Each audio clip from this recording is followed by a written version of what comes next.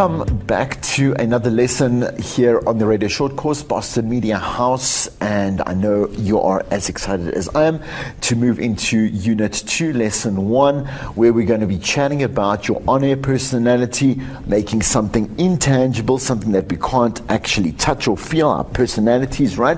And making it into something tangible, turning that into something tangible, in other words, something we can touch and feel, which is really important in the radio industry because, like, what do you sell? What do you sell? You sell yourself, you sell yourself. We turn that into a brand, we turn that into money, we turn that into everything, and we turn that into an audience as well.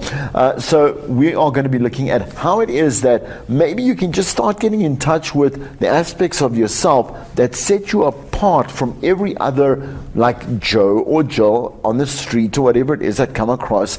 I mean, if I'm just going to kind of start with this and say, if you think of everybody on this planet, everyone has a personality. So even if you think of the most boring person on earth, like, they still have a very boring personality. A lot of people in entertainment think that they have the best personalities. It sometimes is, it looks that way, it kind of looks that way, but I mean, you can be working in an accounting firm and there can be an HR lady and she has this massive personality that is so funny and she's so magnetic, and the thing is that you can be lucky that she has no interest in the radio industry, entertainment industry.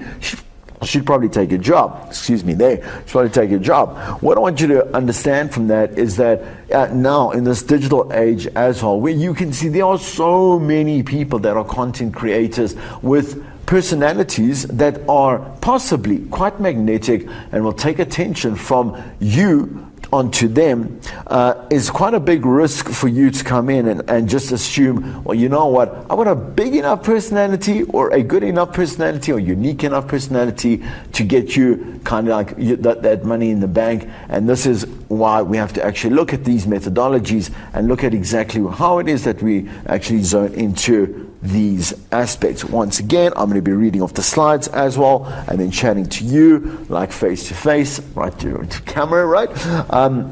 But let's just start with a bit of definitions here so we can look at the slides here. So what is a radio host, right?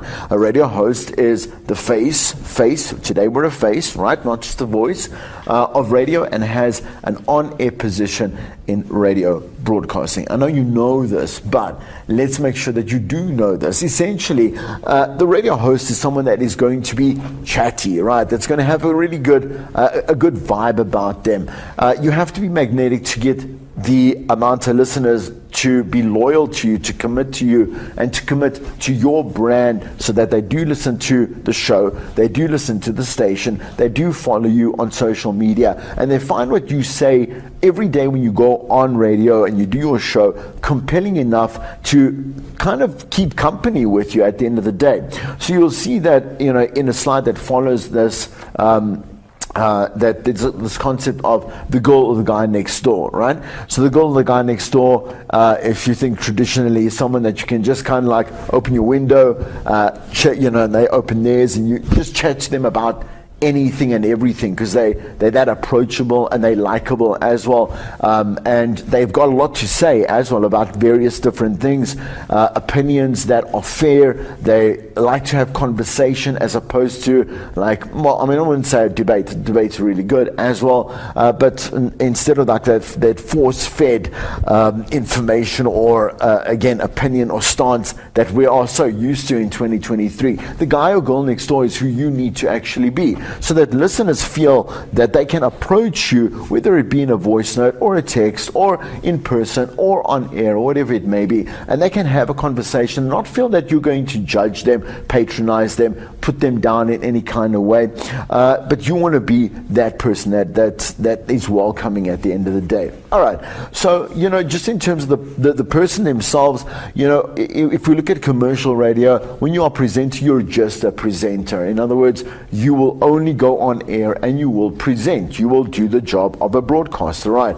But when you look at community radio, which is a great place to learn things, that's why you go and do your community service at a community radio station. So you go into the community station, you are maybe a presenter, but you also learn how to do production or technical or PR or whatever it is. But you definitely, I've had many students say to me, but why don't I have a producer? I'm like, no, man, like that's not the right attitude at all. At all. You should be able to, and you should, mandatory. Doesn't matter where you are in your career as a presenter, be able to pull up content, be able to prep a show, be able to edit sound clips, and be able to know how to work the system so that you don't have someone controlling the desk for you. Just as a bare minimum of skills that you do actually need as a radio practitioner. Okay, I'm going to move on to the next slide, and then you're going to see some points here. And you see about the guy and the girl next door is most mentioned there in the last point then as well. So the whole thing about the whole thing about a radio voice, the radio voice is over. It's gone. It's had its day, and it's been fantastic. And I've got various types of radio voices. If I want to do a hard sell, like a hard sell, buy yourself like 10 kilos of, I don't know, pop at Checkers, $9.99. Like a hard sell, a soft sell. Go buy yourself some pop today, or whatever it may be. In the terms of like a voiceover, like the artistry of voiceover, like the execution of it, right? We will have various types of, I would say, tones and expressions and executions, whatever it may be. Even now, when we are hired as voiceover artists to, let's say, read audiobooks, and everything is kind of made audible these days as well. But we need a voice, and we know how to execute that in a way that isn't natural, I would say. It has its context, it has its place, whatever it may be. But on radio, we no longer do that. Many, many years ago, we did have that. And everyone with a perfect voice, and that silky voice, and had that beautiful Alex J voice, that Mark Pilgrim voice, were the people that were on air. Cleone Cassidy, we had Tetch Mataz, like we had great people that just had these beautiful silky voices, as I said before, that just sounded absolutely perfect. I mean, you can just tune into Alex J like right now on Jacaranda and still hear that he has got the radio voice. He's done it for so long, for so many years. If you speak to Alex in person, he has the radio voice in person as well. But we, 20 years ago, about 20 years, 2 decades ago, they started to veer off the radio voice and started to focus on personalities, which was when I came into radio as well. And it was great, because the thing is that it wasn't, I remember my first show, I sounded shocking. But it was only the first show, it was the second and the third and the fourth, because it's a different type of execution, the way that we still have to sound professional, the way that we obviously hold ourselves, we hold our chest, the way that we will I say execute, and then be able to make sure that I don't have to shout so that the whole room or whatever it is has to hear me. It doesn't matter. Like, I have a skill set that needs to be focused. Yeah, it doesn't matter. What I'm saying is that is learned over time. When I got to commercial radio, they gave me a voice voice talent teacher, like coach, right? And she was more about focusing on like who are you, Chris?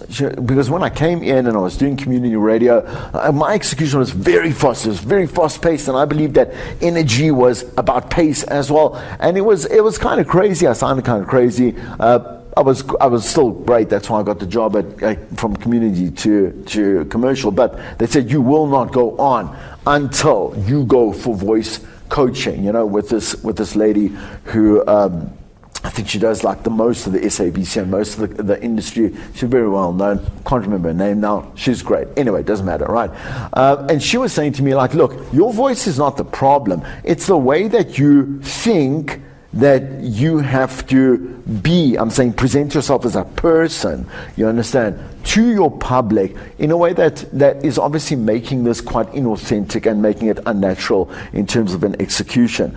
And so she said to me, look, I mean, like, here's one of the basic lessons. Like, okay, cool. Like, your personality is, like, we got the radio hat here. We got the radio hat. I love this concept of the radio hat. Never forgot it. Always really works. So you have many different hats in life, right? So me, myself, I'm a brother, I'm a son, I'm a friend, I can be a lover, I can be a co-worker. It doesn't really matter, right? And in these different roles, I will behave in a certain way. Even my voice might change, the way I deliver things, but definitely the things that I talk about and how I talk about them are going to change. So the things that I chat to my mom about are not going to be the things that I chat to my sister about, are not going to be the same things that I chat to my friends about, or let's say, like I say, like a lover or whatever it is.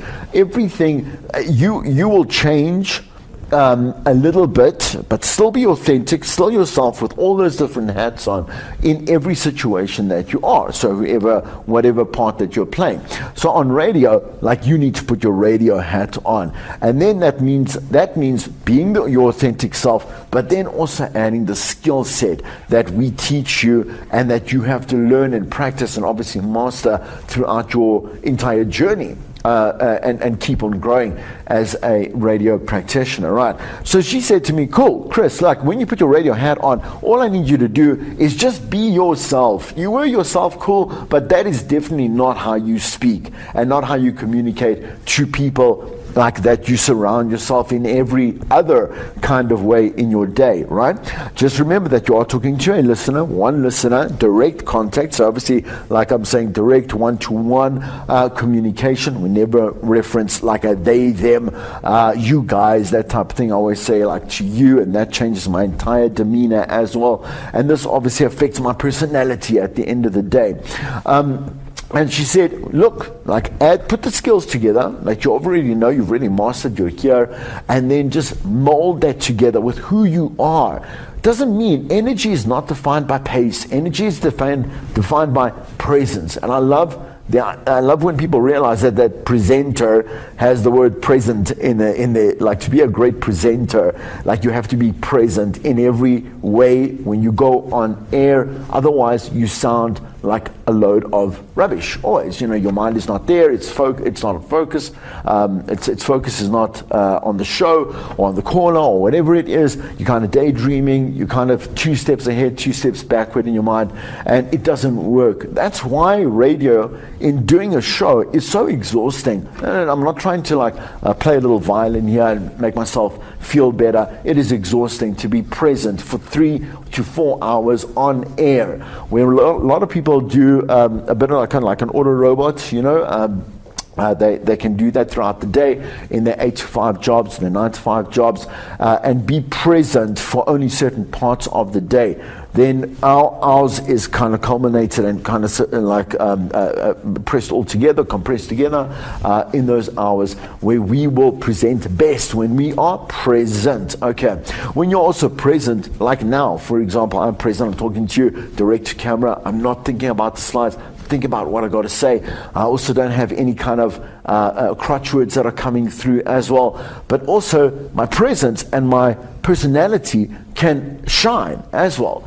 You can't be in radio if you don't have a personality that you can exponentially blow up to about a 5 or a 10 exponents, like that. You're an entertainer at the end of the day. You've got to reach people beyond more than just what the person in front of them, that woman in accounting is, you understand? And again, in a content-heavy, entertainment-heavy, quote-unquote world, like, you got to stand out. Don't think about followers, don't think about likes, don't think about anything.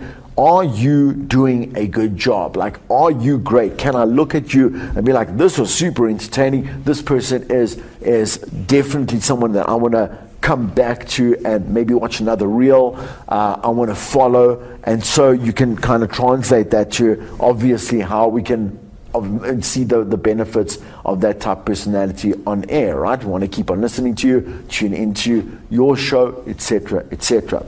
Okay, So I want you to start thinking about that radio hat, and I want you to start thinking about like how am I different? I think so if you start backwards, it'll be a lot easier. Think of how you are different in other different roles, and notice again your pace, the tone, your demeanor. Like, I mean, again, for example, with my parents, it doesn't matter. I mean, I'm 43 right now, and they're in their 70s. Like, I'm not going to be this like divalicious or whatever it is around them. It's not that. Like, I've got a role as a son, and it is submissive, because that I find respect. You understand? And maybe that's just my generation. Doesn't matter. But respect comes in submission. Do you understand? So to my mom and my dad, like I'm very different to how I am with other people, and again on air as well. Okay, cool. Let's get into the methodology. Something that I came up with to try and it's called the SPIN methodology. Very short, SPIN, where we'll go through each one of these little letters that I'm going to say acronyms. I don't even know how to place the words correctly or contextualize that correctly. But anyway, so and we'll go through this, and I want you to think about yourself as well, and how this reflects different aspects of yourself, okay, and putting it all together and building your personality. So I came up with a methodology. Let's have a look at the S, so the self, all right? So the first part of this methodology refers to being true to oneself. So, I think I gave a brief introduction or a brief example of, in previous lessons, there was a specific presenter who was hosting at the same time I was hosting, and I had a day off, or was like on holiday or whatever it was maybe, and I was listening to competition, right? So this guy was doing the 7 to 10. He was bubbly, it was great, and like there was the 7 to 10 at that time, like, and I think of it now, is mostly predominantly 16 to maybe 24-year-olds, especially in the first in the later hours, from let's about 8:30 to about 10 o'clock. We definitely have a lot more younger people listening. Anyway, it doesn't matter. This guy's bubbly, and he's positive, and he's this and he's that, and the people loved him. I mean, I'm saying the kids loved him, you know. And then what happened is that let's kind of like flashback forward, whatever it is, to a point where it's filling in for a drive presenter, okay, and he suddenly had this weird personality that was so cocky, and it was so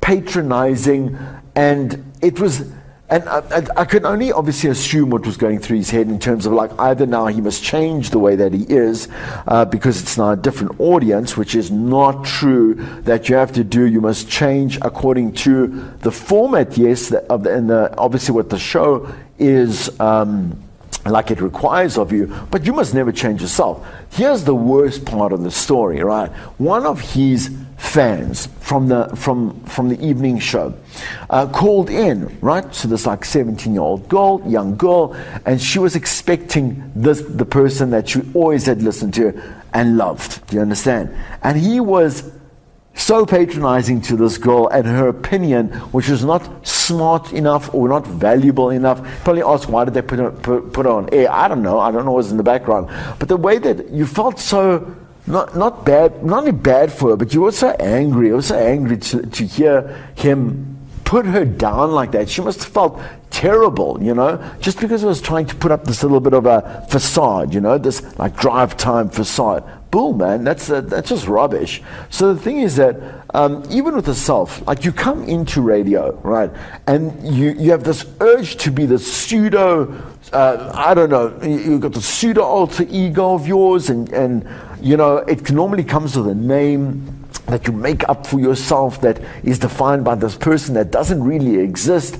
That is super dangerous, because if you have, let's say, I don't know. I want to kind of use myself. I'll use. Look, I struggle. My name is Herodotus. No one can say it except like God, my parents, and myself. Like I love my name. So Herodotus is the first. He was the first journalist and historian in Greek culture. He actually wrote the first eight copies of the Bible. I love my name, but the thing is that I couldn't have it bastardized by people constantly trying to pronounce it. I hate that, I can't stand that. Which is why I landed up on Chris, right? Okay, Chris is not an alter ego because Chris comes from my surname, right? And I've used Chris for very long. But the pseudonym that I used at community radio, which is Papa G, because I didn't know that you could just use a normal name, quote unquote. I could have just called myself Chris back then, right? Also led to Papa G not being able to really deal with like hard-hitting stuff. My show was very, very upbeat. It really feel good. My drive time show was super popular, because people wanted that kind of feeling in the afternoon. I was giving that to them as well. But if I look at myself on other shows, as well as I moved up to the drive, like it was kind of the same thing as well. I couldn't be someone that spoke about child rape, because a Papa G doesn't do that, but a Chris can do that. So the thing is that it's about coming in as a natural, normal person, even if you have to do like a bit of a pseudonym that is a bit more pronounceable. They will baptize you regardless. So we have many people, like I say, Alex J, Jeremy Mansfield. These are not their names, right? Like you go in and you can just claim a name that is going to make you relatable to the listener themselves. But you need to understand that a normal name, for example, gives a normal mindset, gives a normal self, right? And when I say about that whole pseudo character, one day you are going to be sick. One day you're going to be tired. One day you're going to be sick and tired. And suddenly there's going to be this different person that comes out on air. Your listeners are going to be like who is this? Like, I don't understand. Who is this person that suddenly has some kind of attitude or whatever it is? You cannot maintain that. And so you come in, you be yourself, you be your best authentic self, and you obviously put and apply all the skills to your radio hat as it is here. Let's go, and let me just say, I just want to make this point here just before I move on. Like, to understand the self, you really have to understand who you are. So when I say that, you must be confident in the person that you are. Do some introspection. If you haven't done it up to now in life, have a look, write down things, use a journal if you have to, just kind of write down what you know about yourself and what you don't know about yourself, you understand? Because a lot of people, especially these days, and once again, because of social media, because we jump in and we jump into a certain persona that's very specific, very niche, very unique, we don't even have the time to process anything that is a healthy growth or healthy progress in how we identify ourselves as ourselves. Please go do that, right? Your personality is what the P is there. Okay, so if you don't have a personality, then you're not going to get a job on radio. And the thing is that, do you have to have the best personality? No, you got to be one of the best to be on radio. The thing is, no personality must be alike. Otherwise, there's always going to be a second place, right? And you do not want to mold yourself of somebody that you think you admire because they're so good at what they do, and then go and imitate like their personality at the end of the day as well. That's a big no-no, right?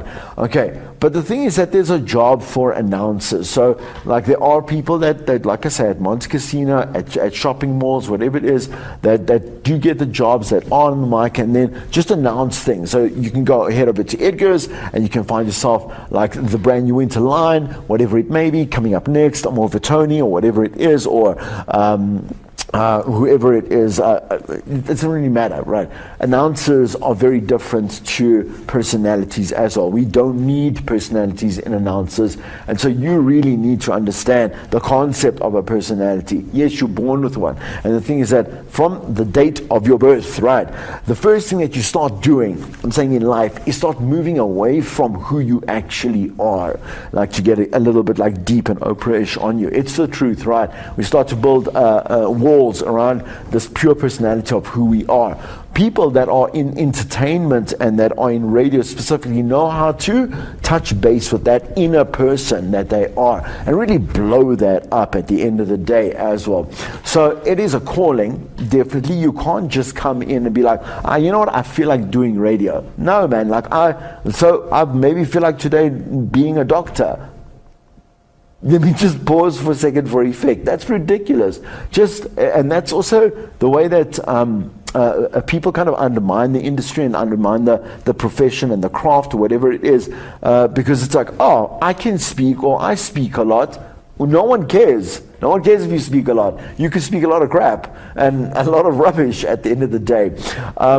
And it doesn't matter. You have to have, this is it's a fully fledged combination of skills, hard and soft, as well as that X factor.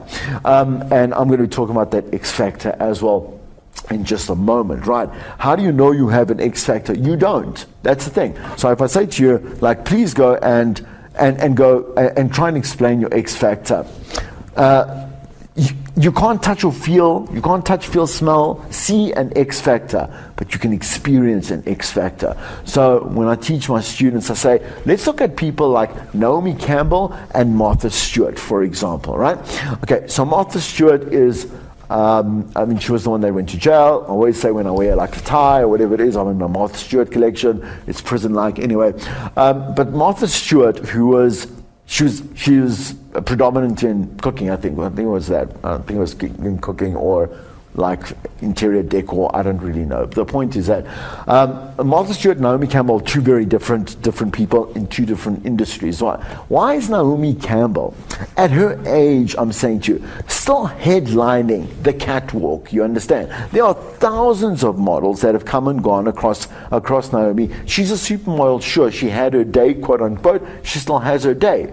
And I've used modeling specifically, and let's say Martha Stewart specifically, because there are such base, I say quote unquote, base jobs. What are you going to do as a model? You're going to get there, you're going to look pretty, you got a nice body, you got nice hair, whatever it is, nice face, you're going to put on some clothes, you're going to walk down a ramp. So that's me obviously like now trivializing the entire like job description, which is not how you're supposed to do that. Like Naomi would take a cell phone and smack me in the face if she heard me say that. But Naomi Campbell has this X factor when she gets on stage, and she walks, people are like mesmerized by her. It's a combination of confidence, like self-actualization, like talent, skill, and man, she just got it, quote unquote. You look at newsreaders, you look at, like I say, journalists, you look at, let's say, artists, you look at, film directors, you look at moms. I don't really know. You can have a mom that has an X factor, she's like a super mom. It doesn't matter. You can't touch or feel it. You got to experience like an X factor.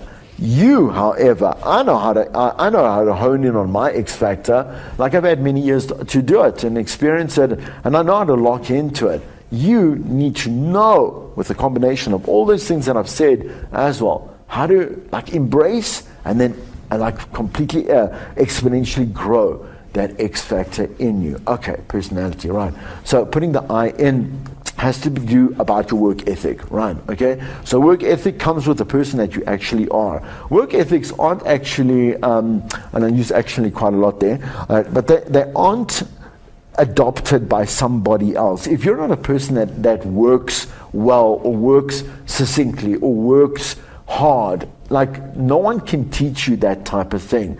So when you decide, when you're proud of your work, right, this has a massive, obviously part of who you are. Putting the I into the stuff, let's say you are building content for your show, an interview that you're going to do. I'm gonna do it great. Like I'm gonna go do some research. I'm gonna ask questions that haven't been asked before. I'm gonna approach this in a way that this guest of mine who's been interviewed 1,000 times already, Like he's going to be fresh and going to love this experience, right?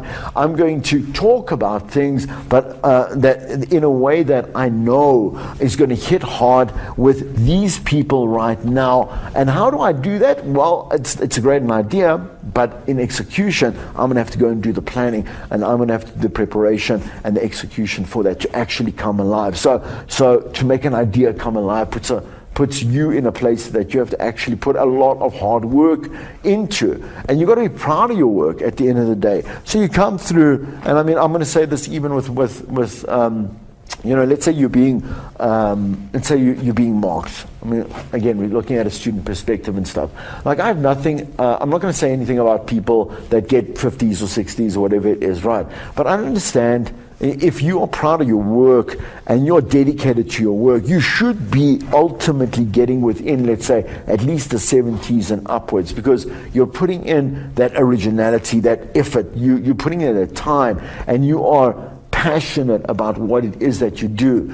If, let's say you were going to go out on a date. For example, I'm going to put this into context, right? And you're going to understand this. So you're on a date, and then there's a CV there, and there's, let's say, a mark sheet or whatever it is of this person's, I don't know, experience and their outcomes. So let's say if they were faithful, like one of the subjects was being faithful, and they got a 56%, would you now go and date them?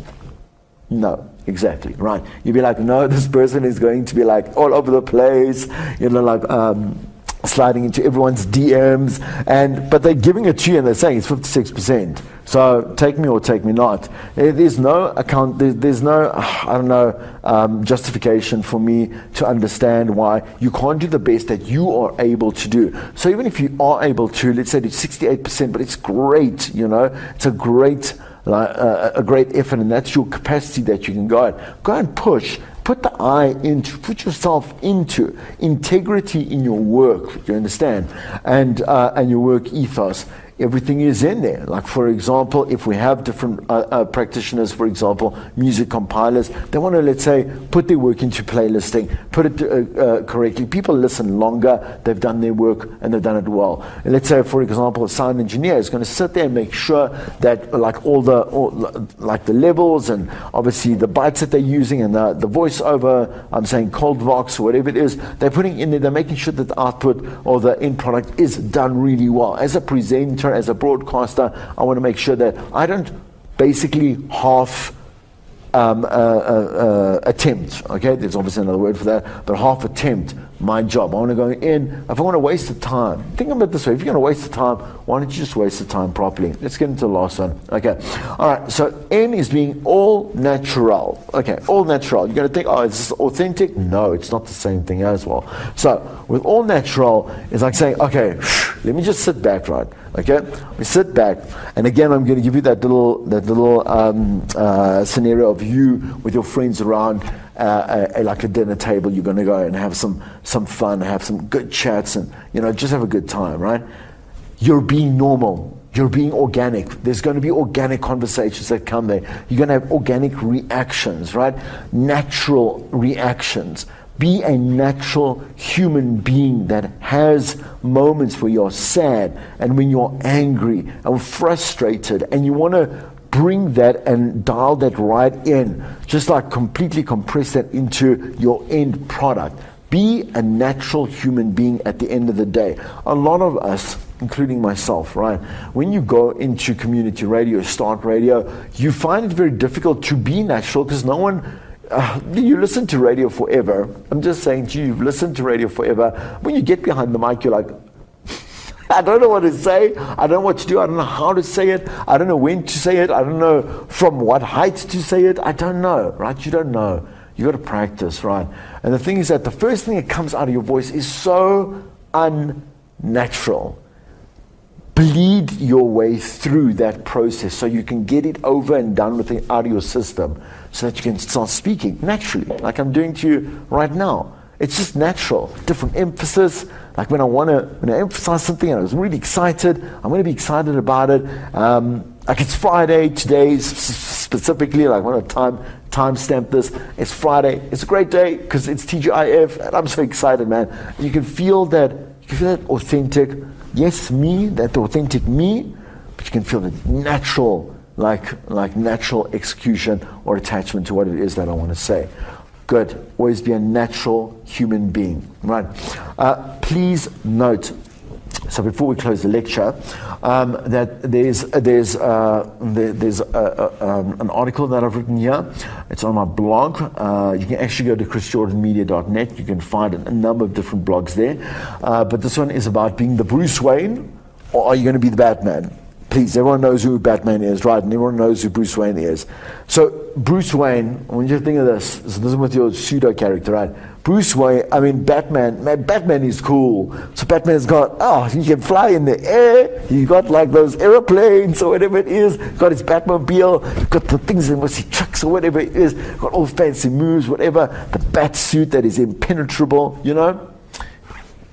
Very cool, right?